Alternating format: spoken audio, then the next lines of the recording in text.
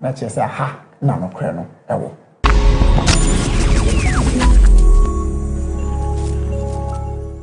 Odi Solomon Opokuni ye Fred Juma ba fie die ne be TV a obeka nsem papa a kire yen no oba me yehunu no papa ekoso ewo wiase tisi ye TV papa ne tie nsem pa ewo kroyimu dia ye fanto ba biase Ashanti Prime TV e na me hwele de bia entiso Fao TV na to Ashanti Prime TV.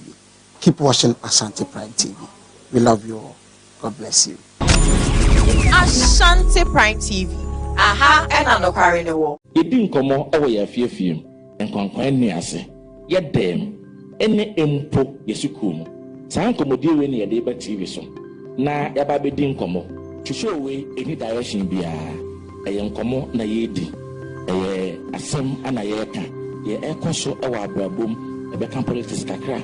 Ebe kan religion kakra. Ebe kan entertainment kakra. Ene de aka nyina e wo se ye. Sa wo yanyum tuni, sa wo talent bi a ye be frɛ na ye tuni ene wadi nkomo ne aba. Enso e de aka ho. Dwumadie ya mi bo ho da ru a kyerɛwe e ye the pot show. The pot show is social discussion. Ye ba behwe ne ya tackle societal problems, challenges nipa ewo masitinem. Pot show is a public discussion space for social challenges. A platform that gives voices to everyone. I mean everyone. Right. Na yenji yeni din komo na sa session bi a matero din wachiku ho no. Eho mebusa won sama wani na so say mebusa eho ana be expose eho ana be kire say wachiku ho. Enti kame ho na hwe me solo base. Na yendi jumadi we efia da bia 5 p.m. Our Ashanti Prime TV. Ashanti Prime TV. Aha na nakware no wo. The show me no mienu nkomodi. That's Asante your mind. Ni sentina Ashanti Prime TV. Did you median was could be air bustle. Ni atoni din say Spotlight Hub. Any trending issue. Me wasonfo. Genuine Diamond. And did you medie eba somo. Jada bia. Any wokwada bia. 5 p.m. to 6 p.m. Na ju medie shisha subutu. So ye up and coming musician, actor, actress, Empo social media influencer. Don't hear any say obefa number na e chego screen nasino. Fraying. Nani endin sa wasway. No be yedachi enstroma. Spotlight Hub jumedie yisudie. See release interview. Na se eshemu mpoa. Ubetu. Ashanti Prime TV. Aha. Ena ne kreno. Ewo.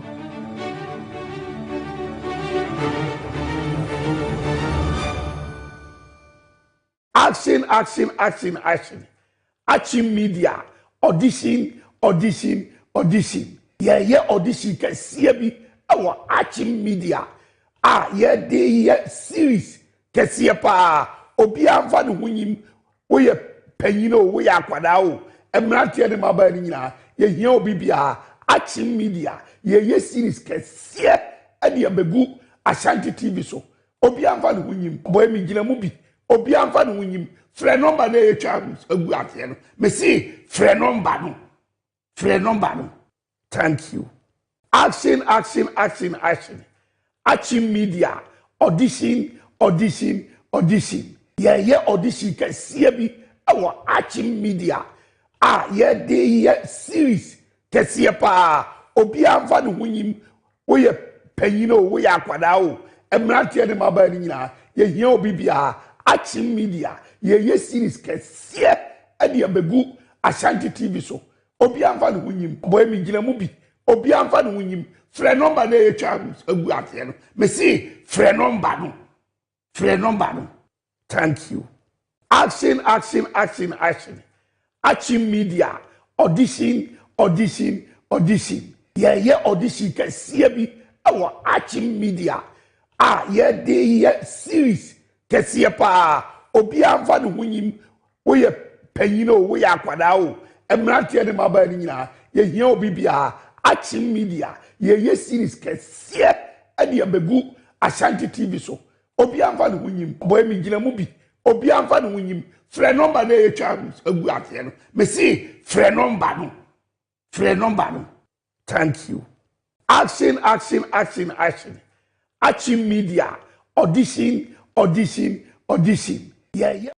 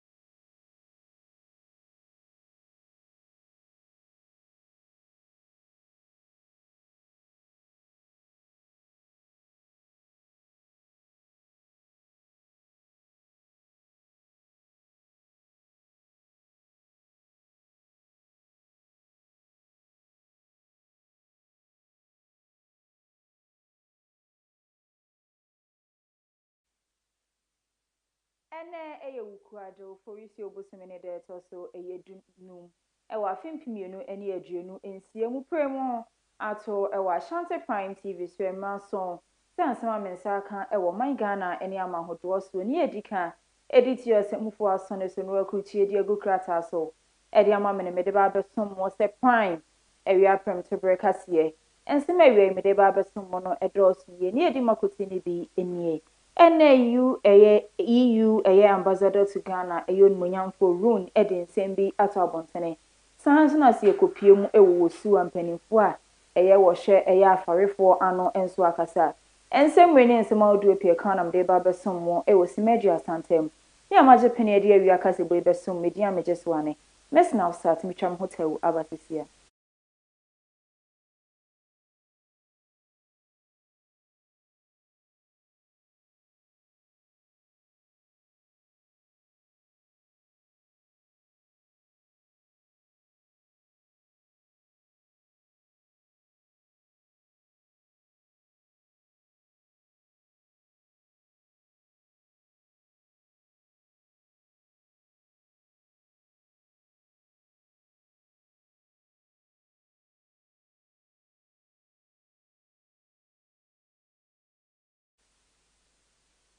Mesan so amu akwa bebiem ediaba Ashanti Prime TV so afeji break na yendo eye ensemu no esuko eye EU ambassador to Ghana eyon munyamfo eye runini waba bepie mu ewo man Ghana mu ase ne no ene wokasa edi ato abontene se eye European Union ekuo ni nyina na yade omode nhyehyeye pegu akwemu omobeboa ama ebibre mama na ma hodo titiriu ene wo man Ghana yesikasem etumi etumpon.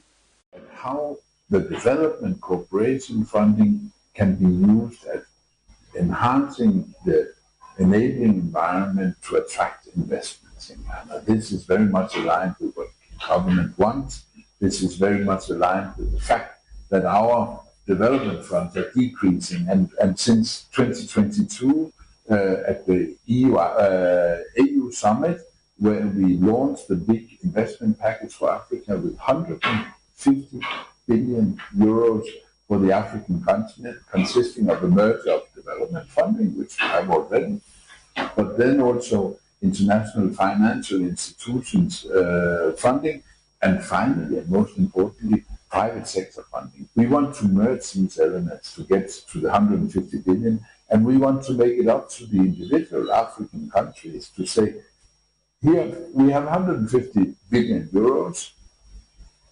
We would want to see them investing in growth and prosperity in your countries.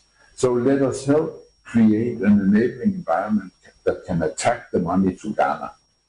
If Ghana doesn't play along, if Ghana doesn't fight corruption, if Ghana doesn't cut the red tape, if Ghana does not provide efficient tax regimes and predictable ones that are competitive, then the money will go elsewhere. It will go to True or go to Kutiba. But this is up to Ghana. Adishima ba siyeto akasiye ni siwa ni buboshi ya kwa kupie mu.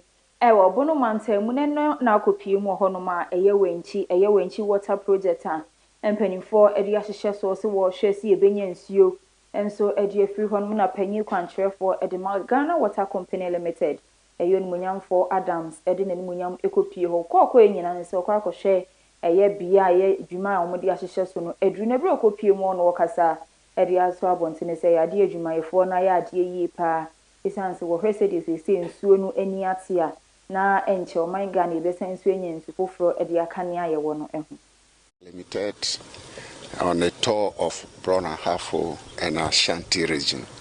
So today we are here in Brong-Ahafo and we are at the Wenchi water treatment plant. Visited the intake, the treatment site and the overhead tanks, and it's quite impressive. It's about 97% complete. The 3% is being delayed because of delay in payment of some IPCs, which I've promised to follow up with the Ministry of Works and Housing and the Ministry of Finance to see how it can be completed by the June as per the extension given, so that we can bring this plant to operation. And especially the intake where the turbidity is quite good for now. We just hope that it will be maintained throughout. And this can take us for the next 15 years. Yeah, when it's completed. Since I came to office and with my team, we've taken certain measures to make sure that any water that is sold, we receive payment for it. One. Any water that is sold, we account for every bit of it. When we came, the non-revenue water was 52.2%. And that means that when we sell 100 cedi, for example, 100 cedis water, we are able to get only about 48 cedis. 52 cedis we can account. So we started putting measures in place. And by end of December, the cumulative was 51.6. That is a marginal reduction. But we're able to roll out most of the policies by the end of the year. And for January, we recorded 45.5 non-revenue water. February, 45.59 non-revenue water. Yantua KASEƐBƆ so ewa nkran pumpini mante mu kopie mu ewo honom a. Nana no matena nkonya bi no ewo honom ate wo hu egu abontene so onha nyina ene say ade odi petition ekwa akoma Ghana mampanyi His Excellency John Dramani Mahama say eye terminal one opes woji edifi won munyamfo eye Magdan ensem no wonhwe na se bi gina ya wasi no wonwene hu mienu. She can't claim. Meta John Dramani Mama the Ake. Gandhi Woyo, Meba to be an issue. You can make what you in this party. It's not about propaganda now. What do you do in that? The cockroach for Levy, Kamukumano, Kajo, Mande Boshina. When no man is getting now, when the Minugan do you.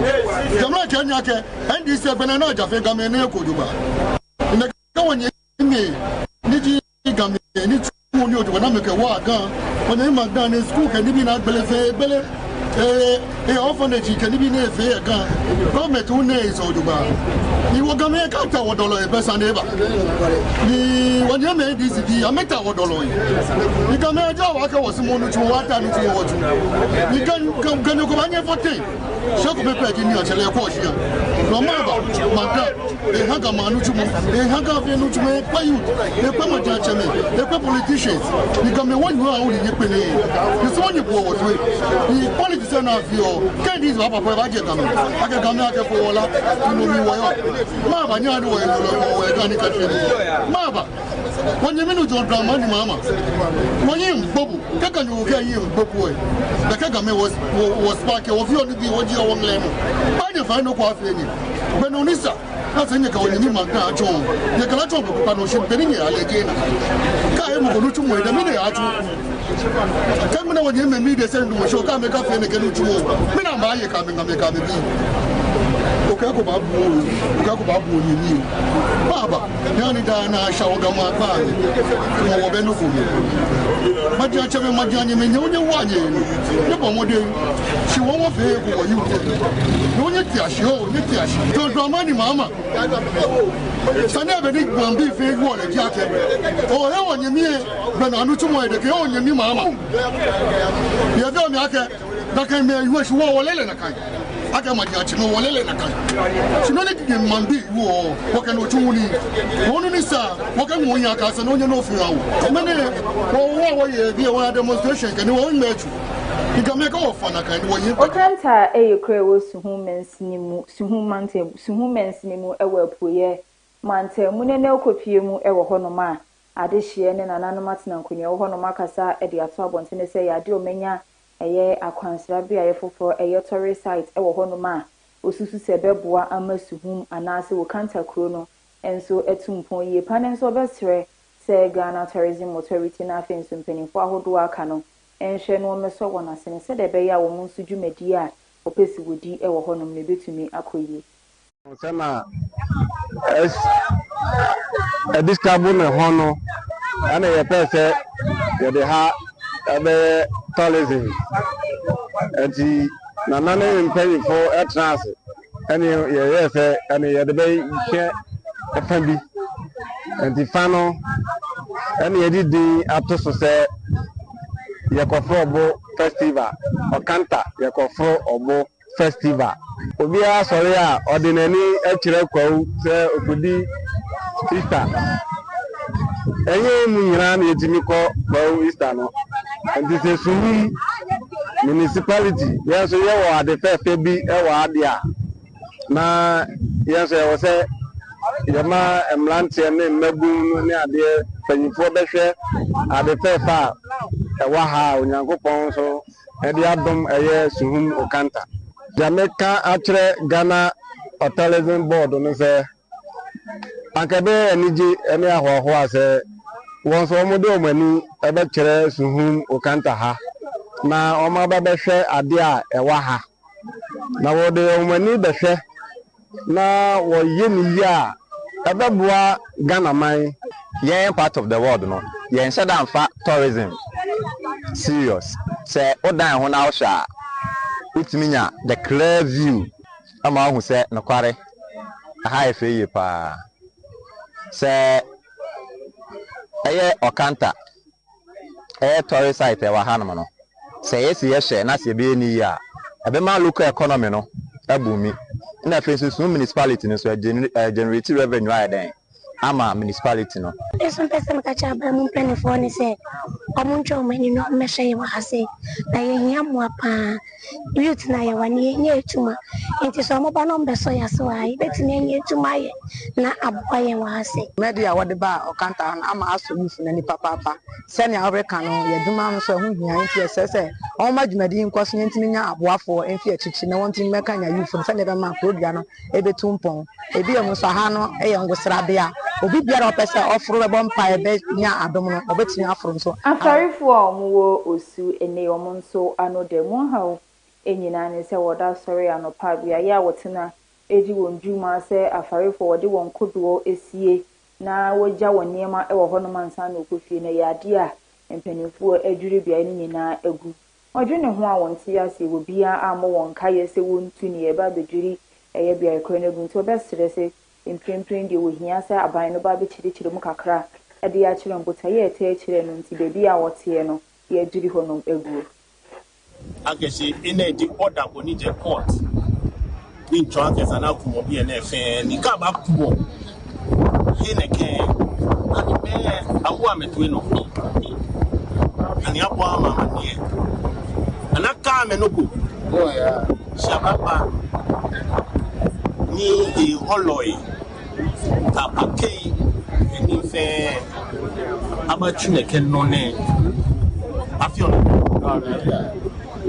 wo wondro oni nye wife indo batashie ba fana ne Kenya na wo ye bi ne obaye indo no jage wo imbechu ukonye tashian ni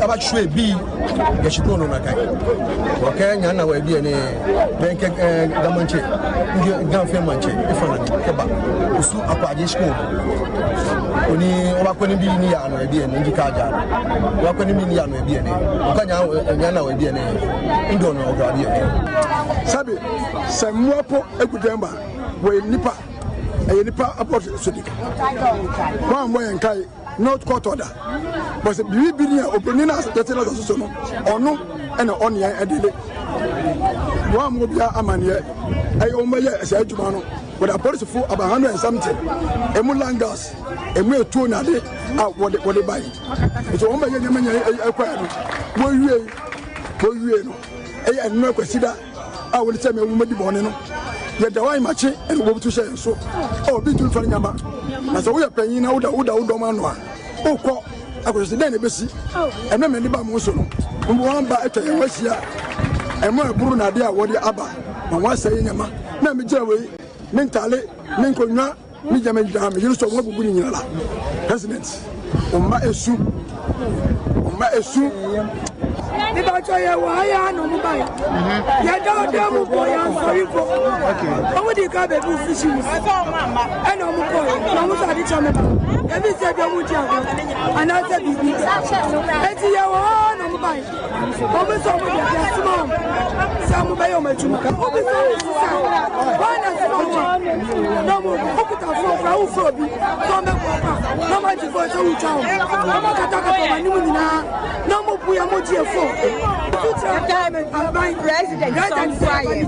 Banda Cabrono, a crew bonomante, Munene Copiemu, a honoma, crew adeshie, or my man, I think so, Nanamatin Kunia honum, Akasa, on how Nina, and say a binder da.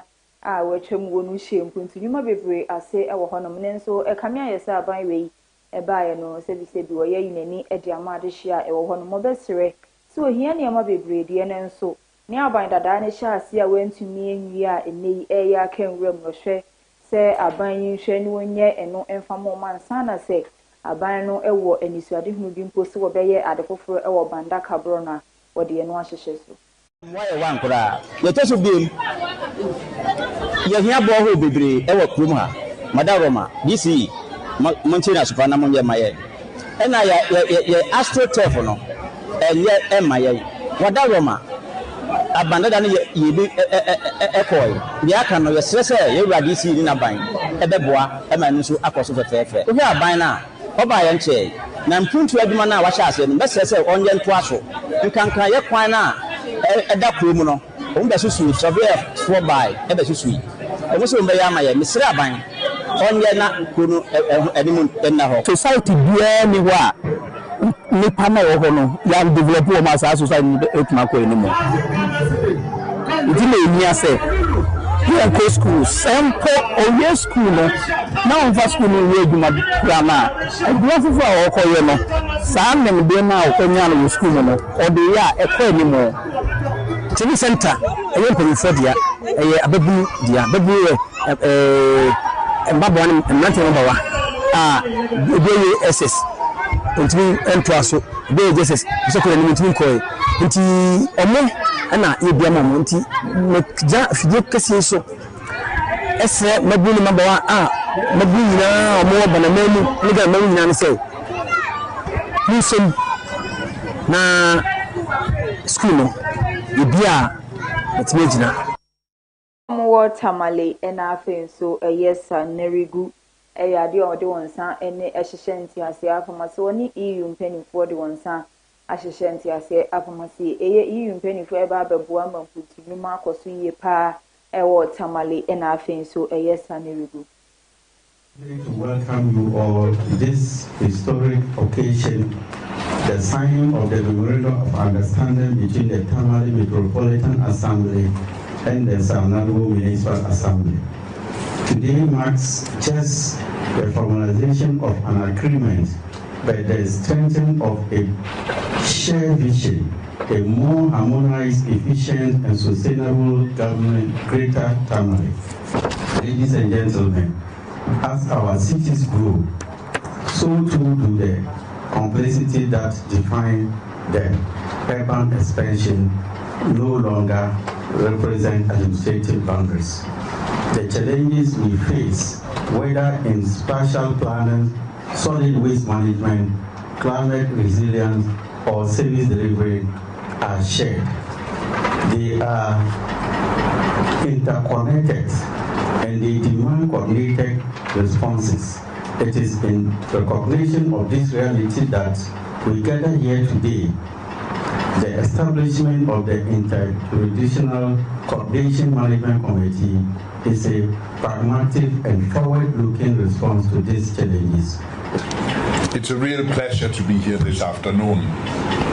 And I must say, a hopeful moment to stand with you today in Greater Tamale for the signing of this interjurisdictional committee between the Mayor of Tamale. Harmony for efficiency and for better services. And it's also a sign of leadership because it takes vision and the Northern region. I want to use this opportunity to show our appreciation to your continuous commitment to helping our region overcome many of its development challenges. I know that this project will not only ensure proper planning, spatial alignment, and technical cooperation on across boundary issues, but it will also facilitate the establishment of a joint development planning area for the Greater Tamale area in accordance with national legislations and the National Development Plan. So, an Infantimine Old Boys Association, a year Western Regional Chapter, Akasa Ediatua Bonson, say, Camia, yes, say, a nay, a wolf will be num a jai, a year, and more fratty tears to the Indiana at the March, the children for, and so. Any concern Cabana says, since you have said the church for a brea. The answer the mofratic here a come a behard dreamy baby into best say I also children no a chere a yabofra co a yes school muyans and na all phone so a cherabofrano if he yans and again yanning in an farmer church for schools. It's not easy to control about almost 5,000 students on campus at a go. How many house masters do we have for a particular house? A particular house we have over 1,000 students. And how many house masters?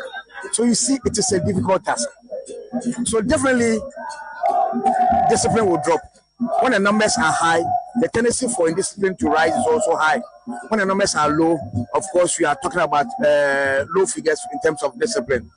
But then you see, the times that we are in, the current breed of children that we have, do you call them Gen Zs or what? The kind of exposure they have, we didn't have it. They know more than even some of us know. And the kind of world we are also probably the world, what the world is turning into. Corporal punishment is no longer acceptable. And teachers are even afraid to touch cane pupils. Because the child even knows his or her right that you can't touch, you can't cane me. So, in fact, it is a very difficult situation. Because this boarding school system is not helping us. I mean, when you travel all over the world, how many countries go through this boarding school system? Go to UK. UK, I mean, very few. And that's for the elite. But here, it's a mass production. And if the government really wants to improve our education sector, that's what you need to do. Those issues of, what do you call it, double track, blah, blah, blah. You can solve all these problems once and for all. Those in secondary, stay in secondary, you go to school over here because the curriculum is the same, the tutors are the same, the infrastructure is the same. No need to travel somewhere to go and sleep. You run them day schools. Now you, the government, you know, the load on you goes now. You can invest in other things for these kids so after school they can get something to do instead of continue with this boarding system. And I can assure in 20 years' time, the population will go up, which means government will have to put up more dormitories. So the problem will be unending. We can't solve it. By way of them 5 years or 7 years, no, also a boy and papa, ma na ye buye ye wanade yes ibu yes my hand painful. Or Sunday after school 3 years, 4 years, you are still a junior. A dormitory work, whether you clean the louvers or shutters. Them time put on a shutters, you train the louvers all day. Until there was a strong bond.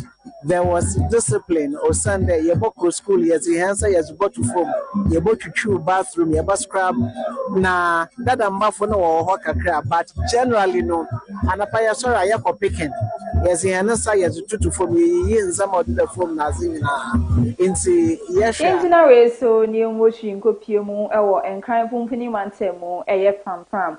And what and I could pume, or honoma, and print pram, and I say, a idea and animals and cunia. A woman editor abo ato a yenchene boso and afin so de yo say a fashe di when any impeded into bestre say will be a entie no asupem na one shese one monchene e wo pram na afin so onye de se wakofa sound system now de bonyom ne niema de ebefie no onye bie na say wokofa say enye tete mre no nti di obeye de da hono be hunu say anaso mbe ma ase say to me be estimate to me into best rest will be a NTA ewo asopem na emra mpanimfo edi aba no won hwenu ndi so kama job ke ha guglama waba ke manche ke manye ke ma wono momechwa wayo momechwa ke ma no koto ma mechwa de ma wono momeke wayo ba piosole na biojo ke ha guglama ke gana machwa ke je ba yehuda si yo je ba na ka wono wasole la loi wano sole digna wano sole la loi na un sole wa yo mechwa on ka hen bushi mechwa ni na ngepeji anga jombi kenya bugna mano ha le ko ba pole kuko le mono wa ba ka wa manche wa ba sole ke bijo keno ya ke ha waguglama beneke woli kuowo danye na agbelo ke okwafoli humo ne ngoni ne eba ke suku bi ya suku aleni ke ye holo hie ho efo kenyumu na yo le smole ekle ne yo hu na nyumu le smole ekle no metua piari ne oba pe mono no ne oba pe ne guglama ine nawa manche mayene nawa manye mayene nawa blokwanyo mayene nawa shipime wacho chameno fenom ine nawa ka wawo yinchu ano jini wa pe motivation ba igbo ba igbema but fenom ibati ka wa gugula pedu na bana ba ye wise ne tware manye ba. I think when it comes to festivals like this, we all know that sometimes it is associated with some violence and other things, but the Assembly has taken measures with the help of the security personnel. We are making sure that this year's festival will have it in a peaceful nature. The festival is just an activity that we've been doing every year. Everybody should be calm, and then let's have a peaceful celebration.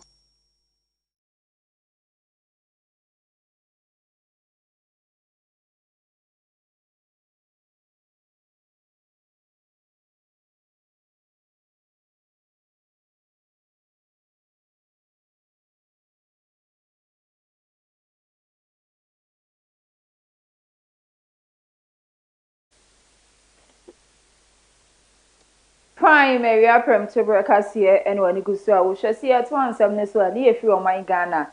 I anticipate you too far at the aquaco piemu it will be mine. So you better share here a war Nigeria my no fear chair mu and so you remain home so a war mokwa. Na adishe bebre enya wonti edidi mnen so bia na odi wonti ebeto no na akwa akoda ne ha wiye pa edi amom na aban no hye won bo so obehwe no apɛ baabi amom matena ene adihye ano de mo ha nyina ne sɛ yade ya san so asi ɛyɛ afefufuro ma ensutobre na nkyeni ewura mu kuro besere sɛ mprempren ya na aban ne mpɛ baabi ɛma won fa woti ento ansana ya san so asi ensutobre mu biem. Disaster in Mokwa, Niger State are calling on the government to fulfill its promise of housing resettlement as the rainy season approaches. Nearly a year after the devastating flood displaced hundreds of residents, affected communities say they are yet to be relocated to safer grounds. They worry that despite assurances from authorities, no concrete steps have been taken to provide permanent shelter, leaving many families vulnerable as the rains draw closer. While reconstruction work on drainage systems has commenced in parts of Mokwa, residents fear the project, if not properly handled, could trigger another round of flooding. The people that died, they promised to give each 1 million, which is a trite. They paid 75%. After that 75%, 25% up to now, we didn't get that. And they give them their food, those 75%, but 25% up to now, they're sleeping outside. Nothing like that's you for houses, building. We didn't see anything sharp for that one. The first person that first came, it was the vice president. When he came, he pleaded with all of us. And after that, he pledged 2 billion. And that 2 billion, they said it is for compensation to build houses for us. And up to now, nothing of that nature has happened. These people are blocking this site. Now the other outlets and channels has not been open, and we are in rain already. So there's possibility if we rain today and tomorrow again, this place will still be compounded again, and probably there may be overflowed again, which will still disturb the environment again. So what we requested that now before that one, because Pope Leo the 14th esigina yese ochini eye bibre mama na ma hudo nyina na wode nsempa amade hye titiu ene amanaman a menteme ho ase basabasa ye ekoso ewo honom no wahwe abobia ede na kodie egu fom na no ene ne ukopie mu ewo Angola ya de omude nsihye pa egu akwamu yie pa omaye krado so mo twen se ye Pope Leo eba bepie mu ewo ho. Whose African tour also includes Algeria, Cameroon and Equatorial Guinea. The Pope is expected to be in Angola on 14th April. It is important for us that the Pope feels at ease, warmly welcomed by the whole world, by our Angola and to bring us the joy that comes from 24 years of peace and 51 years of independence. The church plays a very important role precisely in promoting peace and reconciliation, as well as freedom of conscience. E também na liberdade de consciência. The visit to Angola is expected to highlight social themes important to the Chicago-born Pope, including conflict related to scarce resources like oil and minerals, the fight against corruption and inequality. Nesta alegria de que de facto. To this joy is added the fact that Pope Leo XIV has just decided to come to our country. He will arrive as early as Saturday. And although the preparations have been lengthy, they are now complete, so I will not wish the parish community to be absent from the third visit of a Pope to our land. Desta terceira visita de Papa. In the capital, Luanda, the Pope will meet members of the diplomatic corps on the day of his arrival before traveling by helicopter to Muxima for a visit to the sanctuary of Our Lady of the Conception. He also plans to travel to Sao Remo in the country's east to visit a nursing home. The Pope's visit here will therefore be very warmly welcomed, for he is the messenger of hope, messenger of peace, and is coming in the month when we celebrate peace. So all that is needed is to invite him. We'll bring the message of the Father, and he will instill harmony in our hearts as Christians and as faithful.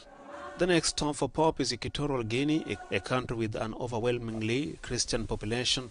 Leo will visit the capital. Yanso obi man so nsem so ewo Singapore na okopiemu ewo honoma Singapore na afen so Australia manamai mienu atena se ehune se eya hone die nkita hodi eda wontem no eye abafom nte wo se wo hye emukenentie ne wode wonsa ASHANTI ase afamase osusu se no beboa ama ahone die nkita hodi eda manamai mienu ntem wotumi ahye mukena. Trust and cooperation, now coming under the spotlight against the backdrop of a global energy crunch. Both have pledged closer cooperation to ensure energy security under the free trade agreement. Our partnership is built on trust, and that trust is enabling us to act decisively today. In a more fractured and volatile world, we choose to stay open, to stay connected, and to stand together. Through the strength of our partnership, I'm confident that Australia and Singapore will not just get through the crisis, but we will emerge stronger and more resilient. The conflict in the Middle East is a long way from our region, but every nation in our region is being affected by it. By building regional cooperation on energy security and economic resilience, we strengthen our own fuel security and our own economy. Our friendships in the region help our farmers back home. And the best way to deal with this global crisis is indeed to work together as partners and as neighbours.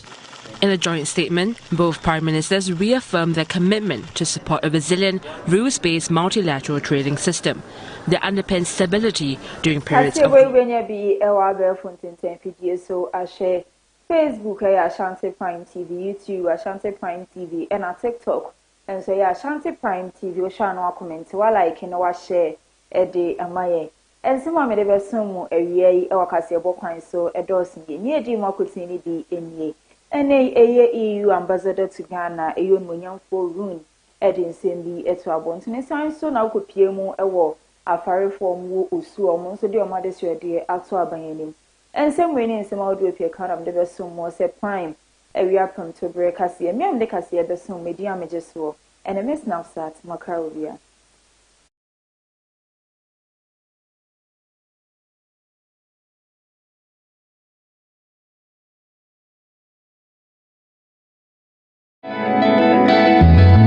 And some bebrene koso e wo yam mem ha enne nkofo amanso empani say ade achi na say anti asemfufra enne na yachi na maybe so what in ye koso social media ho be kire aba fontinta fidie ni so woni ne ye koso e wo ho no enne na dwebrene tie me adwo adempo me ne mapamfo e wo ASHANTI Prime TV e binada bia enne ya wada bia wabra aboyume no num wabra ye di dwumede onwaso bia to di Prime Trend